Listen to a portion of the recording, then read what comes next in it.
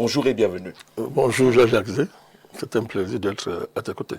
Le plaisir est partagé. Merci. Bandakani est à Yaoundé. Est-ce à dire qu'il n'a pas été aux obsèques de Anissé Kane? Oh, je suis à Yaoundé. On m'avait demandé de venir à Yaoundé, non? Oui. Si je vous avais dit que bon, je préfère aller aux obsèques, comment vous aurez réagi? Ouais, il fallait peut-être le dire. Non, je crois que j'ai rendu une série d'hommages publics au président Anissé Kane, qui est pour moi, je ne l'ai jamais caché, tu le sais, tu es bien placé pour le savoir. On a d'excellents souvenirs à Douala, quand tu opérais encore à Douala, qui est quelqu'un qui a tenu ma main en politique. Je lui ai rendu beaucoup d'hommages à ce niveau-là.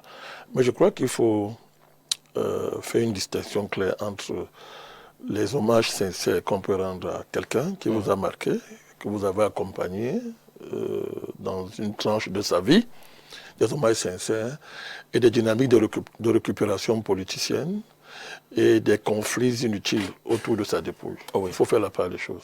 Moi, j'ai choisi les hommages sincères.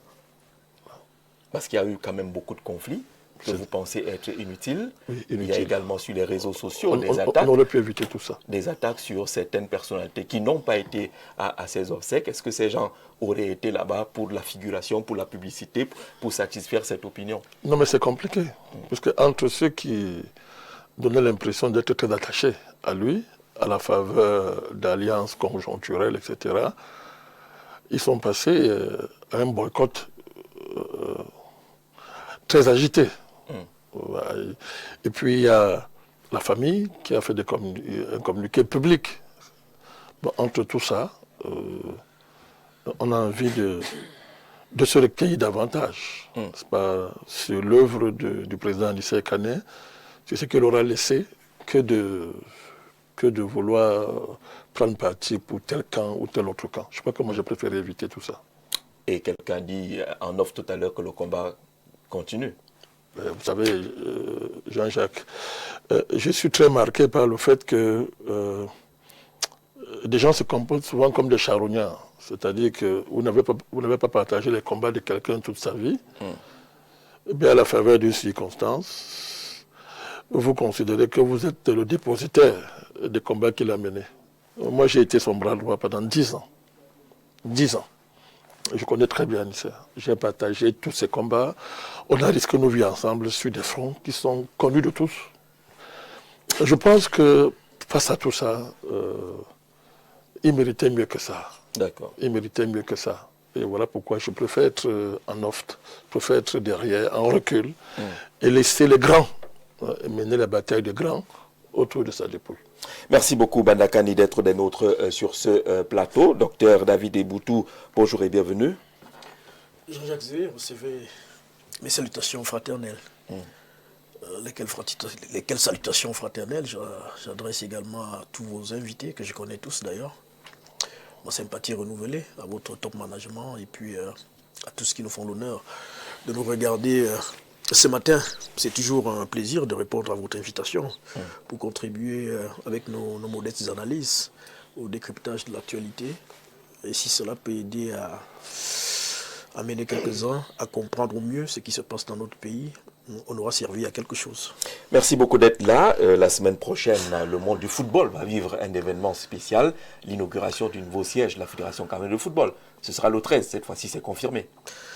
Oui, mais avant de revenir sur cette actualité, permettez à la suite du président Bandakani que je réitère toute ma compassion émue et ma solidarité à l'attention de la famille nucléaire de M. Anissé Kane, que j'ai bien connu, mais également sa famille politique, le Banidem. M. Anissé Kane était un grand activiste nationaliste, un grand militant de la lutte néocolonialiste. Et son départ dans des conditions douloureuses que l'on sait nous a beaucoup affligés. Et nous avons davantage été affligés de voir toutes les controverses qui sont nées autour de ces obsèques. Et je suis, moi, particulièrement heureux et satisfait de voir que tout s'est passé dans de très bonnes conditions. Et j'en profite d'ailleurs pour adresser toute ma solidarité aux enfants qui ont voulu être sacrifiés par quelques-uns, mais qui, par leur grande sagesse, de mon point de vue, se sont élevés au-dessus de ces controverses-là et ont pu gérer avec beaucoup de tact et de sagesse ces obsèques-là, que le combattant anicien repose en paix. Maintenant, s'agissant de l'inauguration du nouveau siège de la Fédération camerounaise de football, oui, vous faites bien de le rappeler. L'inauguration, jusqu'à date, aura effectivement lieu mercredi prochain, du côté de Ouarda. Et donc, c'est l'occasion pour les Camerounais de venir découvrir ce que le nouvel exécutif camerounais, au niveau de la Fédération camerounaise de football, a pu consentir en termes d'efforts, en termes de moyens matériaux, logistiques et humains pour faire aboutir ces chantiers qui étaient en bail, qui stagnaient depuis une 13aine d'années. Et c'est un véritable joyau pour ceux qui l'ont visité. Et quelques experts vont même déjà jusqu'à dire que c'est le plus beau bâtiment qui abrite le management du football en Afrique aujourd'hui au sud du Sahara. Donc tout est à mettre en termes de félicitations à l'actif du nouvel exécutif de la Fédération camerounaise de football, et notamment en celui qui l'incarne, le président Samuel Eto'o-Fils, qui a fait de ce défi-là quelque chose d'essentiel. Et voir que cela a pris corps aujourd'hui, nous ne pouvons que nous réjouir, non seulement en tant que Camerounais, en tant qu'amoureux du football, mais également en tant que ceux qui le soutiennent au quotidien, vu ces batailles qu'il mène ici et là. Et espérons que, voilà, à travers cette nouvelle ère que va augurer le lancement de ce chantier, de ce nouvel immeuble, que le football camerounais également embrasse des dynamiques victorieuses au niveau continental, mais également au niveau international. D'accord. Vous effacez le concepteur de ce projet. Il ne mérite pas vos félicitations aussi? Mais écoutez, combien de projets ont été conçus ou alors sont nés d'un épilogue de quelques-uns, mais qui n'ont pas vu le jour? Vous voulez qu'on parle de l'immeuble de la mort en plein cœur de Yaoundé, qui a été porté par quelques-uns et qui pendant longtemps a meublé et a hanté nos esprits pendant longtemps. Et vous savez qui sont venus finalement achever ces chantiers-là. Non, comme pour dire que quand vous lancez un projet comme celui-là, donnez-vous des moyens pour aller jusqu'au bout. Le mérite, pas pour dire que ceux qui ont lancé cette initiative n'ont aucun mérite, mais pour davantage saluer ceux qui ont eu l'audace d'aller mobiliser des moyens conséquents et se donner le courage de conduire ce projet à terme. Vous savez, notre environnement est particulier.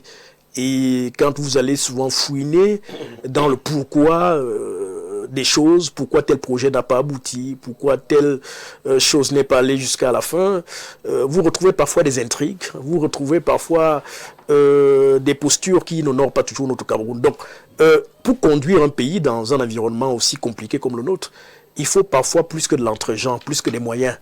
Et il me semble que c'est tout cela, quand on connaît notre environnement particulier, que le président Samuel Eto'o-Fils a su surmonter pour passer justement de quelque chose qui était en hybride, en état de précarité, pour être réalisé aujourd'hui avec toute la fierté que l'on voit. Donc, je crois honnêtement que le mérite et l'honneur lui revient. D'accord, ce sera le 13 mai prochain, l'inauguration officielle du nouveau siège de la Fédération camerounaise de football. Professeur Onangini, bonjour et bienvenue. Bonjour monsieur Zé, bonjour les téléspectateurs. Le Cameroun porte le deuil tous ces jours.